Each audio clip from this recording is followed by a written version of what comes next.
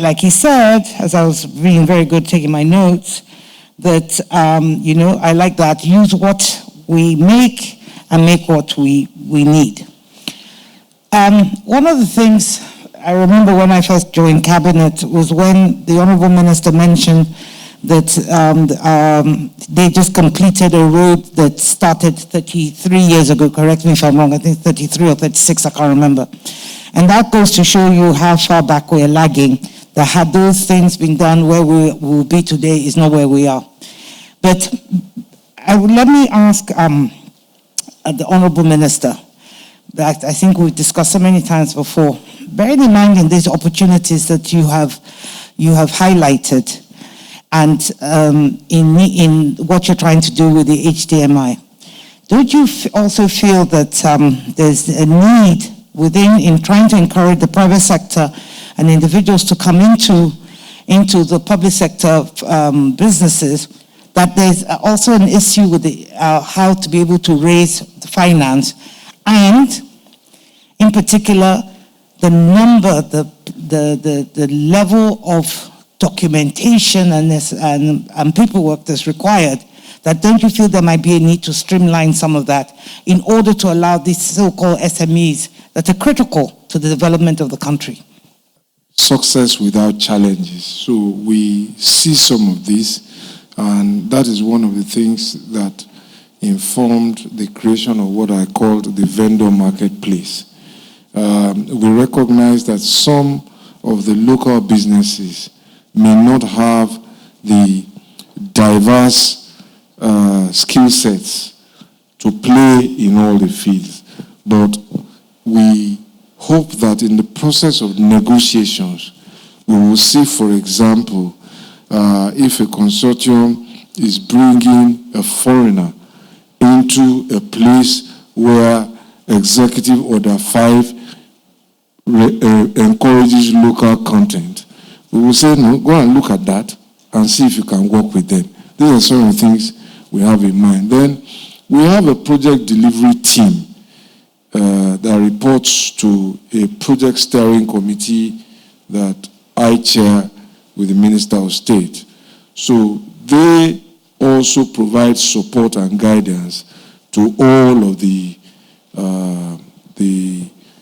interested persons. What we have tried to do is to make the field as level as possible, open and transparent as possible. So all our transactions are taking place electronically on a portal. So there is everybody's footprint there. Who did what, who said what. Anything that comes in paper to our office, we don't countenance it, because we're keeping it open. And it is on that open platform that we hope that some of this can be achieved. It's doable, and what they are doing. And like you normally say that you may not believe what we say, but at least you cannot deny what we do. I congratulate you, sir. The first thing I want to raise, because somebody spoke last panel and said we should always focus forward and not try to describe problems without preferring some ideas forward. Thank God the two ministers are here. 90% of mobility road, and the Minister of Transport is not in charge of road. What are we doing about the merger? That we have works and transport together. Because the major aspect of, sometimes people don't know whether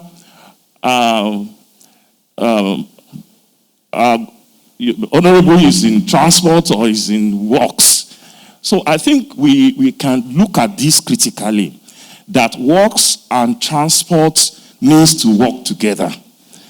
But besides that, if they are not working together, because I would think housing should go with the environment. So I want us to look critically at it, that transport and works, because most of what the works does is for transport. Somebody cannot be building and somebody will be using. There should be a synergy. So what I want to put on the table, that if you cannot do that on a medium term is that there must be a junction of interaction. So clearly, this Buhari transport infrastructure policy is working.